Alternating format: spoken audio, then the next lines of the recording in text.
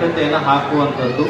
ಮತ್ತೆ ಈಗ ಅವರು ಜಂಟಿ ಆಗ್ಯಾರ, ಇಷ್ಟು ದಿನ ಒಂಟಿ ಆಗ್ಯಾರ, ಈಗ ಜೋಡಿ ಆಗ್ಯಾರ.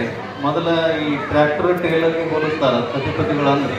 ಇನ್ನು ಮತ್ತೆ ಗಾಡಿ ಹೆಂಗೆ ಓಡಾಡಂಗಿಲ್ಲ, ಯಾಕಂದ್ರೆ ಹಿಂದೆ ಟ್ರೇಲರ್ ಐತೆ ಅನ್ನೋಂಥ ಎಚ್ಚರಿಕೆಯನ್ನು ಇರಬೇಕಾಗ್ತದೆ.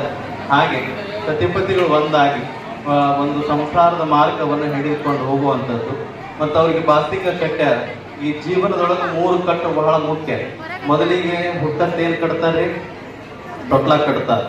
ವಯಸ್ಸಿಗೆ ಬರುತ್ತೆ ಬಾಸಿಂಗ ಕಟ್ತಾರೆ. ಕೊನೆಗೆ ಏನು ಕಟ್ತಾರೆ ನಿಮಗೆ ಗೊತ್ತೈತಿ? ಒಟ್ಟು ಈ 3 ಕಟ್ಟುಗಳು ಜೀವನದಾಗ ಬರ್ತಾವೆ.